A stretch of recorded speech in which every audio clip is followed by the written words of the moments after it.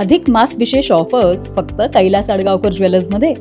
15 मे ते 15 जून दरम्यान चांदीच्या मजुरीवर 50% सूट आणि सोन्याच्या मजुरीवर 30% सूट. आजच भेट द्या कैलास अडगावकर ज्वेलर्स, दत्त मंदिर बस स्टॉप, नाशिक रोड. रात्री 3 वाजता फोन कॉल आणि असभ्य मेसेज. उद्धव बाळासाहेब ठाकरे शिवसेनेच्या नाशिक जिल्हाध्यक्ष डी.जी. सूर्यवंशी यांच्या विरोधात महिलांचे गंभीर आरोप.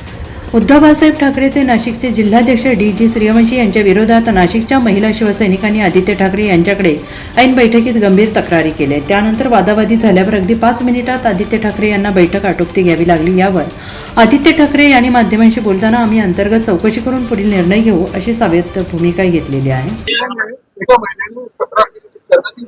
पक्षात आहे ती मोठी सुरुवात पण ती आली कशी तर ठीक आहे. आता ती अंतर्गत जी चर्चा झाली आम्ही त्याची पुढे चौकशी करू.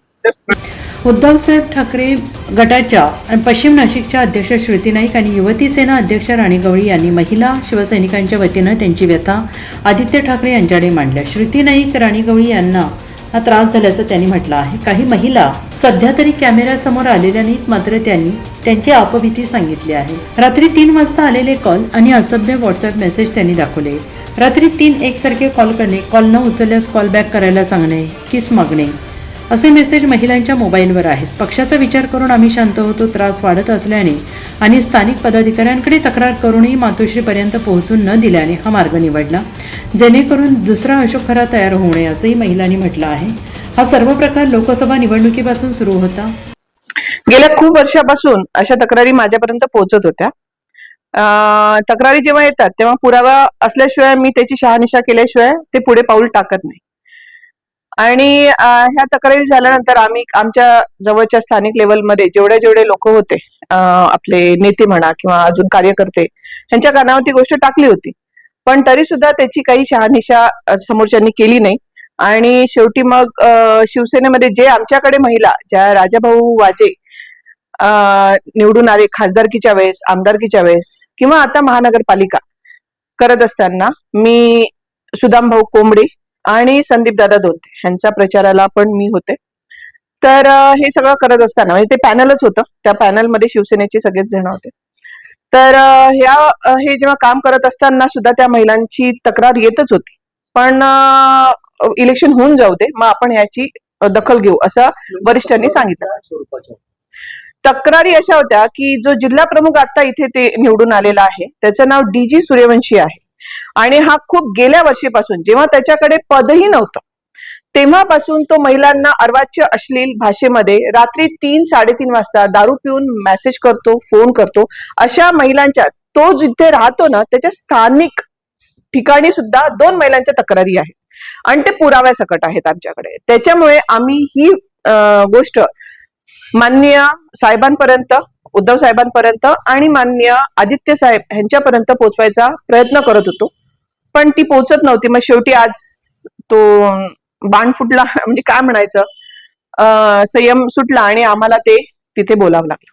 आतापर्यंत 5 ते 6 महिलांच्या आहेत. त्याच्यामुळे 500 ते 1000 महिला काम कारण की त्या सगळ्या आमच्या कार्यकर्त्याच होत्या. तेव्हा 500 ते 1000 महिला काम करण्यास नकार देत आहेत आणि त्यांना शिवसेनाच हवी आहे.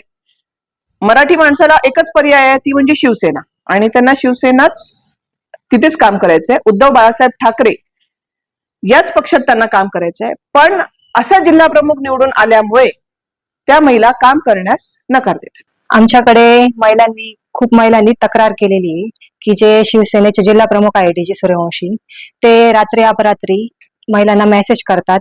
फक्त मेसेज नाही करत, फोन पण करतात, व्हॉट्सअप कॉल करतात, साधे कॉल करतात. ते 12च्या पुढे 12, 1, 2, 3 असे रात्रीचे फोन करतात, घाण मेसेज करतात. अशा आम्हाला महिलांनी तक्रार आमच्याकडे केलेली होती.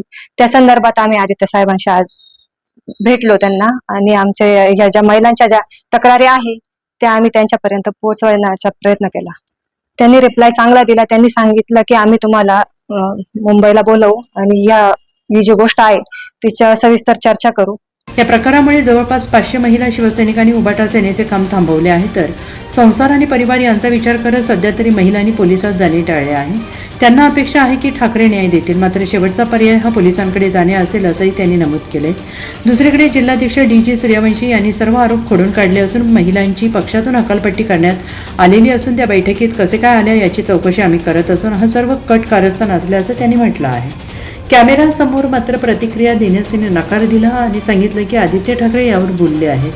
पीडित महिलांनी सांगितले की पक्षातून गेले वर्षभर आम्हाला बैठकांना बोलवलं गेलं तर हकालपट्टी मातोश्री येथून होते किंवा दैनिक सुरुवातीला सामनातून याबाबत प्रसिद्ध करण्यात येतं. त्यामुळे अजून तरी आमची हकालपट्टी झाली नसल्याचा दावा या महिलांनी केला आहे आणि याबाबत मातोश्री काय निर्णय घेते याकडे सगळ्यांचं लक्ष लागून राहिलं आहे. NCN न्यूजसाठी रोहन दानी, नाशिक.